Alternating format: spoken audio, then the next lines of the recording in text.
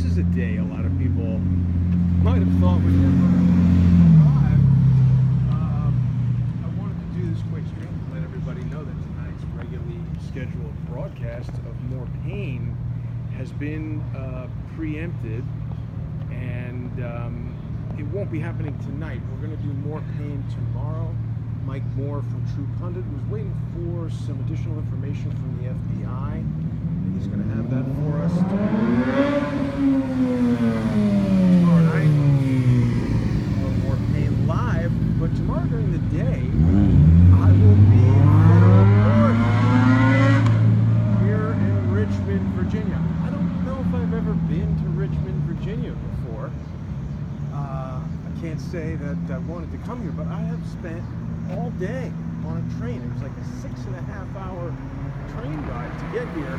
But you know, that's one of those type of train trips where if you were to go to the airport and everything, by the time you get there and all that, you might as well just take the train, and it saves money. Which, let's face it, we all need money. And for people who are watching Crowdsource the Truth, I want to thank generous Patreon subscribers. Exactly what Robert David Steele wants. He wants to waste my time. He wants to waste my money. He wants me to have to come here and spend 6.5 hours each direction on a train, paying hundreds of dollars to ride here, stay in a hotel, etc. And I wanted to do this stream also to let people know about what's going on.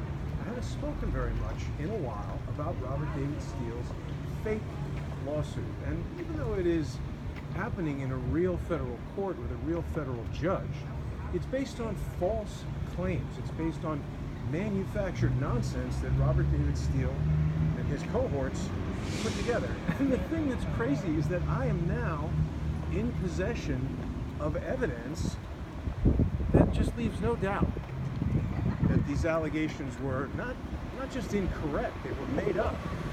And they were made up because Robert David Steele and his crew wanted to bring a series of lawsuits against me. They wanted multiple federal lawsuits in multiple states because they wanted to overwhelm me, and they wanted me to submit and relent because they wanted me to stop. And I presume it's because they wanted me to stop reporting on things that they're doing and things that they're protecting and lies that they are potentially disseminating through social media. So it's important for people who think that what I'm doing makes sense and is helpful, that become a sponsor of Crowdsource the Truth. You know, there's a lot of people who send me messages and they say, oh, well, why don't you just put ads on the YouTube channel? Well, first of all, I've been trying to do that for months. Disallowing me, I want to give people an opportunity to try to do that. But also then YouTube controls what you get to see, because any content creator who builds up their channel, their business, their livelihood with money that's given to them by Google, well, the one day that Google decides to stop doing that, the channel goes away. So it's super important, particularly now. This lawsuit is going to kick into high gear. Tomorrow is a pre-trial hearing. So as far as I understand, and I mean, I've never been in a court case like this before. I've never been sued like this before. I've been through divorces and I've been through business disputes, but this is going to be the first time in court. I'm representing myself pro se, and that is critical. I think a big part of the plan that these guys had for me was for me to hire a lawyer, put a lawyer on retainer for $5,000 or $10,000 or $20,000, run that money out. You know, they put in a complaint, they put in an amended complaint. We had David Swigert, brother of George Webb Swigert, coming in with all of his declarations. Look at this Smurf graffiti. This is pretty interesting. Take a look at that. What's going on there? This is some things we see. I don't know if it's a good neighborhood or a bad neighborhood or what. We've got the local police there. Hopefully everything is okay. In town for 10 minutes and have a run-in with the cops. So, I mean, Robert David Steele, you know, they love to say they've never communicated with this person or that person, but yet they seem to be aligned in their purpose. And I don't think I'm going to have an opportunity to present any evidence, or I don't even know if I'm going to get to say very much of anything to the judge tomorrow. I understand we're just going to go there and kind of like schedule the trial, so I'll just have to come back again for 6.5 hours each way on the train and visit this town here. So I wanted to let everybody know, if you're not already on patreon.com/crowdsourcethetruth or subscribestar.com/crowdsourcethetruth, please get on there. There's a ton of, I'm on my portable setup here, and so it's not all what I'm used to, but there's a ton of exclusive content on there. And the reason we've been doing that is because we want to change the business model. I don't want to have to rely on Google for ads. Every video I put up, they say not appropriate for advertisers. So, you know, you guys are the audience. The product is the show. If you want it, $2 a month, $5 a month, I think this is the way this type of content is going to need to go in the future. I mean, we look at everybody who's getting demonetized and deplatformed and all that kind of thing, and it's really all we can do to keep it going. The most important thing I want to say to the sponsors is, if we got some guys who want to be part of the show over here.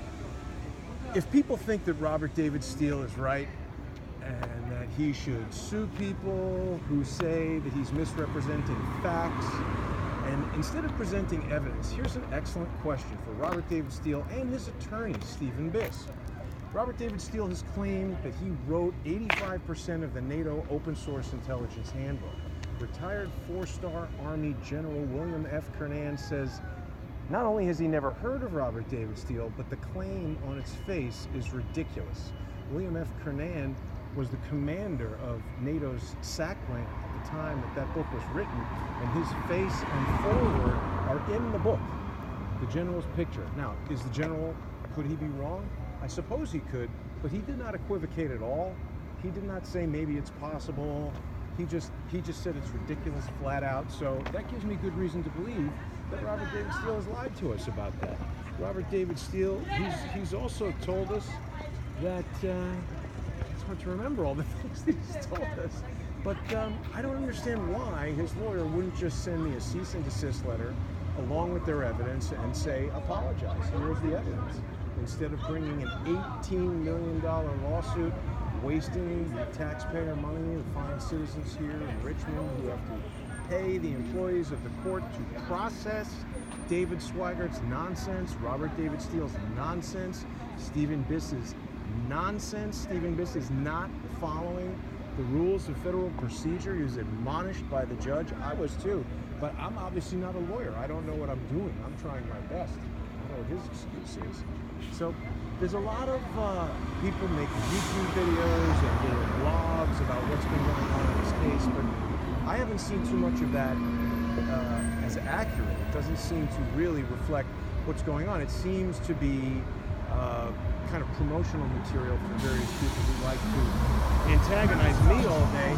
And it's interesting to observe how upset David Swigert is that Manuel Chavez and I have communicated.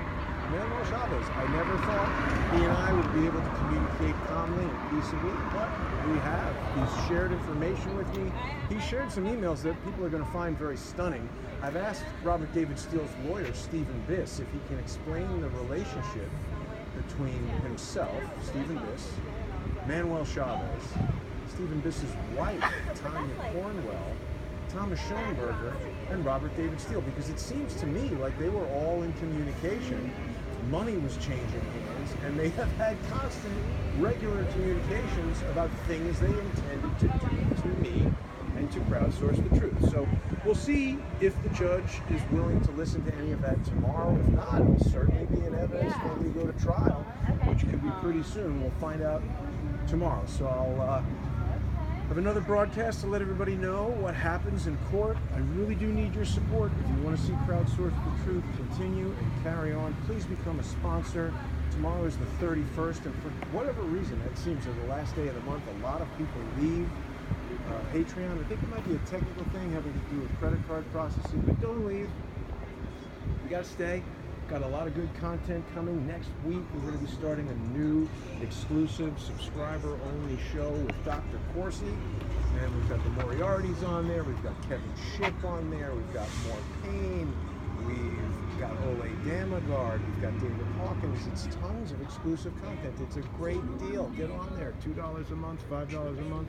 whatever it might be. Support independent media, and do not let social engineers bring lawsuits and shut this down. It's ridiculous. Thanks, everybody. I'll see you soon. Wish me luck.